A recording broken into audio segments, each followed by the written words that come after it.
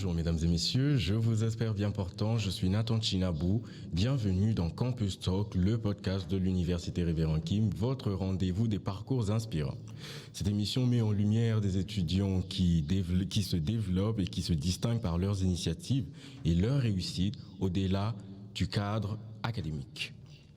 Dans ce nouvel épisode aujourd'hui, nous allons vous parler de Success Stories, ces parcours qui prouvent que la détermination et la passion peuvent transformer une idée en une réussite concrète.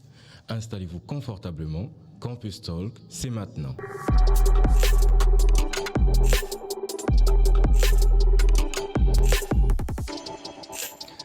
Et pour illustrer parfaitement ce thème qui parle de succès, nous avons l'honneur de recevoir une invitée au parcours exceptionnel. Elle est un bel exemple de discipline, de courage et de passion. J'ai avec moi l'honneur de recevoir Madame Sarah Ntsimire. Bonjour Madame Sarah. Bonjour, merci beaucoup pour l'invitation. C'est un réel plaisir de me trouver ici aujourd'hui. Merci d'être avec nous sur Campus Talk. Comment allez-vous aujourd'hui? Je me porte très bien, merci, et vous? Oui, je me porte aussi très bien, merci. Nous sommes ravis de vous avoir. Alors dites-nous, qui est Sarah Ntsimire? Alors, comme vous l'avez dit, je suis étudiante d'abord à la faculté de médecine. C'est ma 5e année, autrement appelée M2.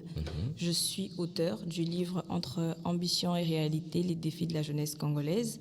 Et j'œuvre dans tout ce qui a un rapport avec la jeunesse, c'est-à-dire que je suis active pour la communauté et aussi pour permettre l'évolution de la jeunesse congolaise.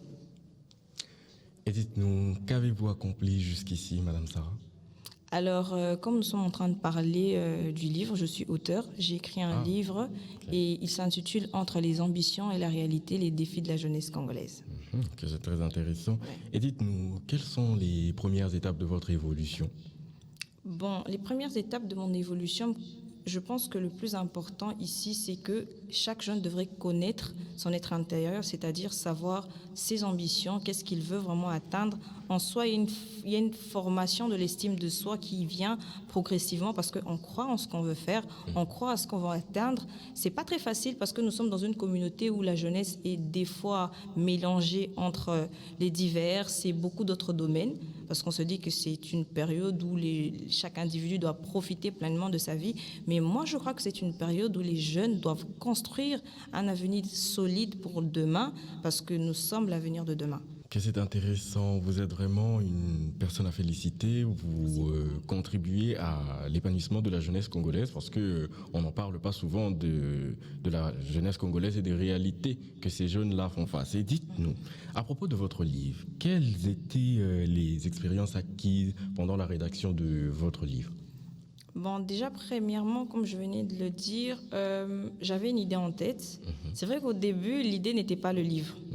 Avec un ami, on discutait, il me disait que, moi je lui ai dit que moi je préférais que ça soit un article. Ah vraiment? Oui, j'ai préféré que ça soit un article et il m'a dit non, pourquoi tu es en train de te sous-estimer? Il y a assez de contenu pour que ça puisse atteindre l'objectif d'être un livre. Et c'est là qu'il m'a conseillé d'aller voir une maison d'édition. Je suis allée et j'ai discuté avec la dame. Le nom de la maison d'édition, c'est Akili Book. Elle était très ouverte, elle a compris mon idée, on a travaillé ensemble et jusqu'à ce que le projet ait atteint son terme. Madame Sarah, à travers votre livre « Entre ambition et réalité, le défi de la jeunesse congolaise », vous nous rappelez que chaque jeune porte en lui une force et une puissance de concrétiser ses idées et produire quelque chose de très bénéfique, je dirais, pour la société. Pouvez-vous nous en dire plus à propos de votre livre? Alors, tout commence d'abord à travers une idée. Moi, je pense que l'idée, c'est comme une graine qui permet à ce qu'un jour, on ait un arbre. Vous voyez un peu ce que je veux dire? Oui, exactement. Et le livre parle des réalités et des rêves que les jeunes Congolais ont. La majorité, je dirais, parce que pas tous, étant donné que je ne peux pas mettre tout. Et d'ailleurs, il y a un tome 2 qui arrive très bientôt. Et je crois que nous continuerons dans la même optique. Alors, il y a beaucoup de rêves que les jeunes ont, mais le problème, c'est, je pense qu'aujourd'hui, on ne sait pas comment concrétiser les choses, afin que la chose puisse voir le jour un jour. Donc, ce que je peux dire, c'est que le livre parle des réalités, parce que c'est important de parler des réalités, c'est important de parler des défis, parce qu'on peut se dire de faire des choses, mais après, à travers ou tout autour de notre route, nous faisons face à beaucoup de réalités et beaucoup des fois de défis et des difficultés, entre guillemets. Donc je pense que le livre aujourd'hui met en avant les réalités que les jeunes vivent, leurs ambitions, mais aussi quelques solutions pour pouvoir les atteindre d'une certaine manière. Moi, je dis que mon livre, c'est un book motivateur, donc ça n'a pas forcément tout, mais ça met en avant ce qu'on vit et ça montre aux jeunes que malgré le fait de le vivre, on peut atteindre l'objectif. Ah, que c'est intéressant, vous êtes à féliciter. Merci beaucoup. Et dites-nous, qu'est-ce qui vous a motivé à écrire un livre tout en poursuivant vos études en médecine? Bon, déjà, pour être vrai, je ne savais pas qu'un jour j'allais écrire. Ah bon? Oui, je m'attendais vraiment pas à ça parce que quand j'ai commencé mes études de médecine, dans mes heures libres, c'était plus l'entrepreneuriat qui primait. Ah oui. Vous voyez un peu ce que je veux dire? Oui, j'étais toujours dans des activités culturelles et tout ça. Et c'est avec le temps que j'ai dû arrêter parce que la médecine me demandait beaucoup plus de temps et je me suis concentrée sur la vente en ligne. Et à un moment, j'avais eu du temps libre et moi, je suis quand même quelqu'un qui lit beaucoup, je suis curieuse. J'aime beaucoup l'aspect philosophique de la vie. Donc, ça fait que des fois, je passe mon temps à lire. Et je me suis dit qu'à travers les livres que je lisais, c'est-à-dire des autres auteurs, Albert Camus ou beaucoup d'autres, qui ont pu nous transmettre une certaine connaissance, qui ont pu nous transmettre une certaine énergie, pourquoi pas moi aussi le faire? Et surtout que dans la famille, je pense que mon grand-père avait son petit côté poème et tout, il faisait des poésies, mon frère composait et tout. Donc je pense qu'au fin, ça vient aussi de la famille. Ah, vraiment? Alors là, j'ai décidé que je vais écrire un article. Au début, c'était ça le but, écrire un article. Mais avec les temps, j'ai discuté avec un ami, comme je venais de le dire, qui m'a permis de voir les choses en grand. Il m'a dit non, ça peut être un livre, il suffit juste de bien encadrer la chose et ça verra le jour, je suis sûre que tu ne regretteras pas. Ah, et aujourd'hui, vraiment? je lui donne raison. Vraiment, hein, parce que votre livre est très révélateur. Merci beaucoup. Et dites-nous, comment avez-vous réussi à concilier les études et l'écriture de votre livre? Bon, je pense que ça n'a pas vraiment posé un problème parce que vous savez, les études de médecine, vous passez plus de temps à lire et à écrire des fois. Donc, en tout cas, écrire n'a jamais été un problème pour moi. Je pense plus que c'est le contenu, parce qu'aujourd'hui, il y a beaucoup de gens qui peuvent écrire, mais qu'est-ce qu'ils sont capables de proposer? Oui, moi, je pense de transmettre. Oui. Oui, parce que l'écriture, c'est tout un esprit, c'est quelque chose qu'on partage. Qu'est-ce qu'on donne à la personne? Parce qu'il ne faudrait pas vendre des rêves non plus. Moi, je ne vends pas des rêves. Il y a des personnes qui ont lu le livre, qui me regardent aujourd'hui, savent que je parle vraiment des réalités qu'on vit ici, en République démocratique du Congo, plus précisément à Kinshasa. Donc, c'est dans cette optique-là que j'ai œuvré. Et aujourd'hui, je suis vraiment fière d'avoir atteint l'objectif, du moins peut-être à 50%, qui sait. Vraiment. Et ça. Et oui, vous insistez sur le fait d'avancer même sans motivation. Comment un jeune peut-il rester constant et engagé quand il se sent découragé ou perdu? Vous savez, je vais faire entrer le concept familial parce que je sais qu'aujourd'hui, la culture attend beaucoup de nous, vous voyez. Et quand les jeunes embrassent la carrière académique, beaucoup de jeunes ne viennent pas forcément avec un objectif précis. C'est plus, bon, je vais à l'université parce que mes parents m'ont dit d'y aller. Ah oui, ça c'est vraiment très fréquent, oui. Je fais une faculté, par exemple le droit, parce que mon père m'a dit que le droit c'est important, tu vois. Mais je pense qu'aujourd'hui, si les jeunes pouvaient se rendre compte des capacités qu'ils ont et de convaincre à son père ou à sa mère que non, je veux faire ces études et tu sais, c'est vrai que c'est peut-être pas connu, mais je peux atteindre mon objectif. Mettons en avant, par exemple, le point de vue artistique et tout. Je veux être graphiste, c'est vraiment ma passion et je veux étudier pour montrer que je peux réellement devenir un grand artiste. Vous voyez un peu ce que je veux dire? Oui, les parents ont besoin de comprendre que les enfants sont en confiance de soi-même. Ils ont une confiance en eux-mêmes, il y a de l'estime de soi, mais surtout, il y a une idée qui est concrète. C'est pas vague, parce que généralement, les parents plutôt se disent que voilà, mon enfant a fini l'école, il ne connaît absolument rien de la vie, c'est vrai. L'expérience de la vie vient avec les années. Mais je ne pense pas que l'expérience de la vie accompagne forcément la sagesse, parce qu'il y a des personnes qui ont beaucoup vécu dans cette terre, mais quand tu discutes avec lui, tu sens vraiment que non, ça ne va pas, tu vois. Mais il y a des jeunes personnes avec qui tu parles, tu sens une sagesse, parce que c'est une personne qui a pris le temps de se poser tranquillement et de se dire qu'est-ce que je veux vraiment. Vous voyez, là, on a la quête d'identité. Qui on est? Qu'est-ce qu'on veut vraiment atteindre? J'en parle même dans le livre. Il y a la quête d'identité. Je ne vais pas chuter dans la quête des sens parce que c'est un peu plus profond, mais il y a aussi le sens de la vie même en soi. Vous voyez, c'est important et c'est aussi important parce qu'il y a la quête de reconnaissance où on se dit est-ce que ce qu'on va faire va permettre que nous soyons connus, nous soyons reconnus vis-à-vis de la famille, vis-à-vis de la société. C'est normal, tu vois, mais le plus important, c'est pas seulement être connu, mais c'est être bien avec soi-même et faire les choses parce que c'est ce qu'on veut faire et non par influence ou par manque de connaissances. Le peuple périt à cause du manque de connaissances, n'oublie pas ça. Vraiment, Ouais. vous avez raison. Et j'aimerais ajouter un petit commentaire là-dessus. Oui. Dans votre premier chapitre, vous dites qu'il faut d'abord se connaître soi-même. Oui. Et moi, je me reconnais. Voilà pourquoi je dis que votre livre est très révélateur. Parce que avant, j'avais peur, voilà, de sortir de ma zone de confort. J'étais un peu embrouillé et je ne savais pas réellement ce que je voulais faire. Et vous l'évoquez aussi dans votre livre. C'est vraiment quelque chose qui permet aux jeunes de réveiller les consciences et voilà de s'aligner avec ce qu'on fait, si je peux dire C'est comme bon. ça. J'ai recueilli une âme. Exactement. Non, c'est vraiment important de faire la quête de connaissances, comme vous l'avez dit, vous voyez. Oui. Mais surtout, quitter sa zone de confort.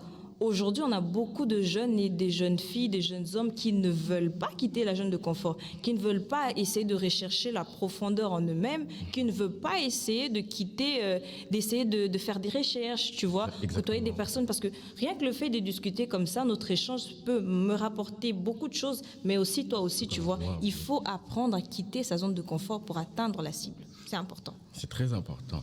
Et alors, vous évoquez dans votre livre Ouais. aussi les obstacles auxquels fait face la jeunesse congolaise. Selon vous, quels sont les principaux freins aujourd'hui et comment on peut les dépasser concrètement? Concrètement. Alors, le premier obstacle, je pense que je parle de ça aussi dans le livre, les déterminants, c'est d'abord des facteurs endogènes. Vous voyez? C'est-à-dire nous-mêmes, en nous-mêmes. Est-ce qu'on est confiant en nous-mêmes? Est-ce qu'on sait ce qu'on veut? Tu vois?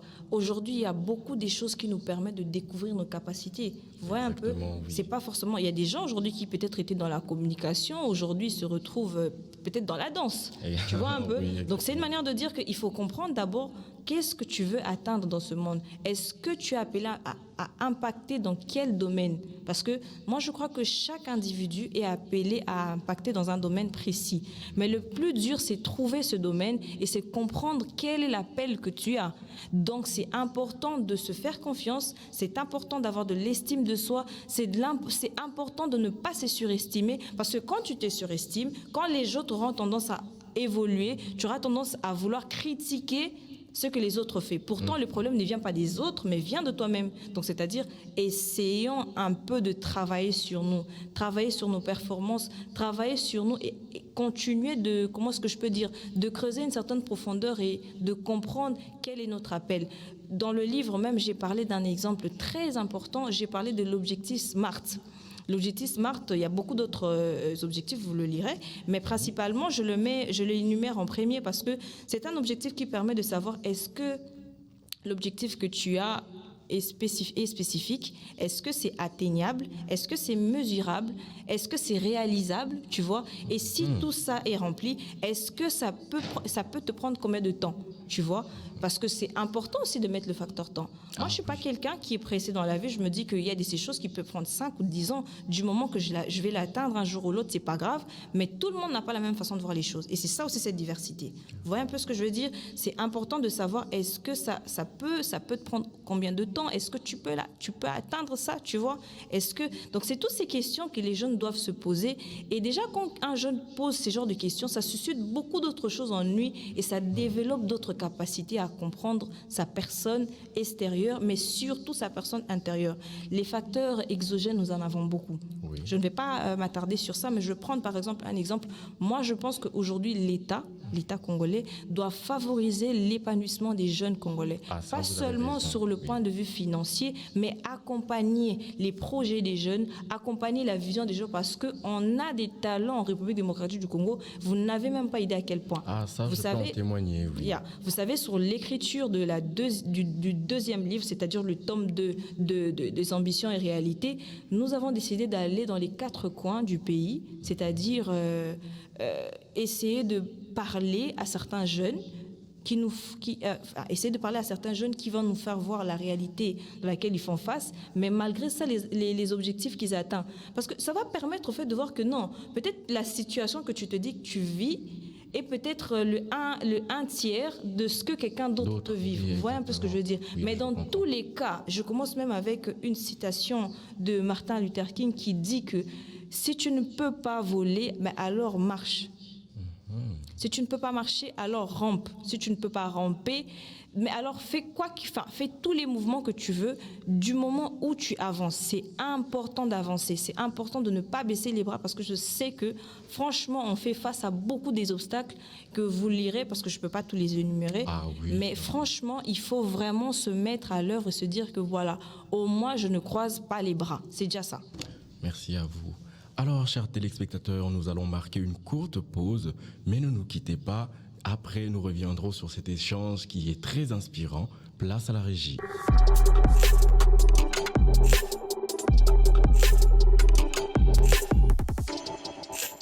De retour sur Campus Talk, nous avons eu l'honneur de recevoir Madame Sarah Nsimire qui est avec nous aujourd'hui. Merci Madame. Merci Votre beaucoup. parcours est vraiment inspirant et iconique, je dirais. Et vous montrez que les limites sont souvent celles que l'on se fixe. Ouais. Alors selon vous, quels sont vos projets pour la suite? Alors, oui, parce que franchement, ce que vous venez de dire, c'est vraiment vrai, c'est fort ce qu'il vient de dire. Non, mais sincèrement, les limites, c'est vraiment ce qu'on se fixe. Aujourd'hui, je pense que la limite ne devrait pas exister. Je pense qu'on devrait juste connaître ses capacités, c'est-à-dire, non, moi, je peux me limiter là, mais pas se limiter dans le sens où ne plus rien faire. Travailler enfin que ces limites n'existent plus. Parce que quand on est appelé à connaître ses limites, c'est pas pour se limiter là. C'est juste pour comprendre comment est-ce qu'on peut améliorer au fait et ne plus rester sur cette limite parce que aucune personne n'a atteint un seuil. Moi, c'est ce que je dis toujours. Quelqu'un qui pense qu'il y a un seuil de X ou Y chose, tu vas te rendre compte qu'après des années, il y a quelqu'un d'autre qui vient le surpasser. Parce que c'est ça la vie. Vous voyez un peu ce que je veux dire? Alors, pour mes projets de l'avenir, là, actuellement, nous sommes en train d'organiser un forum qui s'intitule le Forum Jeunesse. Le but principal du forum, c'est pouvoir trouver un espace d'échange entre les jeunes et les intervenants qui vont participer. Parce qu'en termes de réussite, je pense qu'il y a des échelles. Et ceux-là ont passé le cap. Et je pense que si cela nous conseille, nous, qui sommes en train de débuter dans ce que nous voulons faire dans les divers domaines, bien évidemment, permettra encore de nous encourager dans la quête de ce que nous sommes en train de rechercher. Donc, c'est important que nous ayons de mentors en République démocratique du Congo qui nous poussent encore de l'avant dans ce que nous sommes appelés à devenir. Donc, c'est vraiment important parce qu'il y aura des échanges entre des jeunes, des échanges riches. Et je pense que même des fois, on a besoin de ça pour évoluer. Parce que quand on est trop carré sur nos idées, des fois, il y a beaucoup de fautes qu'on peut avoir, mais tellement qu'on n'a pas de personnes à qui échanger, on n'a pas de personnes qui peuvent nous encadrer. Je peux vous promettre que ça sera vraiment une réussite, ce forum. Donc, venez nombreux. Merci, on y sera. Et à travers cette expérience, qu'est-ce que vous avez appris sur vous-même? L'expérience en général, si je comprends bien. En général. En général, j'ai compris qu'il faut d'abord croire en soi-même. Il faut avoir la foi en Dieu. Parce qu'au-delà de toute chose, c'est Dieu qui nous accorde et qui nous donne la grâce de renouveler le souffle de vie. Et quand il le fait, c'est-à-dire qu'il y a quelque chose de plus que tu dois apporter dans ce monde. Et quand tu comprends déjà ça, chaque 24 heures de ta vie est très important. Parce que je pense qu'aujourd'hui, même la vie en soi, on ne se rend pas compte de l'importance. Quand tu vas à l'hôpital, tu vois l'état critique des patients, tu te rends compte que toi qui as toute ta bande qui est en bonne santé, qui a aucun problème physiologiquement parlant dans ton corps, tu dois louer l'Éternel et tu dois comprendre que tu as un objectif ou une destinée à atteindre dans ce monde et faire tout pour y arriver. C'est important. C'est très motivant, oui, ça. Important. Et pour chuter, Madame Sarah, dites-nous, quel message aimeriez-vous adresser aux jeunes femmes qui hésitent à se lancer dans quelque chose ou à croire en leurs propres capacités? Bon, en tout cas, pour tout ce qui concerne les femmes, je vais être un peu sec. Oui. Aujourd'hui, les femmes n'embrassaient pas la facilité. Parce que je sais qu'aujourd'hui, il y a des femmes qui font recours à la facilité dans des divers domaines. Je ne vais pas les expliquer parce que je ne connais pas aussi la réalité de tout le monde. Mais c'est important de savoir que la chose qu'on a la difficulté d'avoir, on a aussi la difficulté de la perdre. Mais quelque chose qu'on a la facilité d'avoir, on a la facilité de la perdre. Aujourd'hui, recourir à la facilité est en fait une chute libre ou une mort rapide. Donc aujourd'hui, investissez sur vous-même dans les divers domaines où vous êtes, pas forcément dans un domaine précis. Vous savez ce que vous voulez, battez-vous pour ce que vous voulez, travaillez sur vous-même, cultivez-vous, faites tout ce qui est possible de trouver la meilleure version de vous-même et je suis sûre que franchement, on arrivera très loin. Aujourd'hui, on a beaucoup des femmes qui ont impacté. Nous avons la ministre actuellement de la jeunesse, nous avons la première ministre. Et nous avons dans l'histoire africaine beaucoup d'autres femmes qui ont marqué ici et ailleurs. Donc c'est pour dire que quand une femme a une vision et qu'elle le cadre bien, franchement, le résultat est toujours spectaculaire. Merci à vous, Madame Sarah, pour votre intervention. C'était vraiment très enrichissant. Merci beaucoup. Ainsi s'achève cette édition de Campus Talk. Merci à notre invité spécial pour son témoignage inspirant et très motivant. Et à travers son livre, Entre ambition et réalité, le défi de la jeunesse congolaise, elle nous rappelle que chaque jeune porte en lui une force capable de transformer sa vie et de concrétiser ses idées. Merci à toute l'équipe technique et à la régie pour leur travail. Merci à vous, chers téléspectateurs, pour votre fidélité. On se retrouve à très bientôt pour une nouvelle storytelling. Et prenez soin de vous et continuez à croire en vous.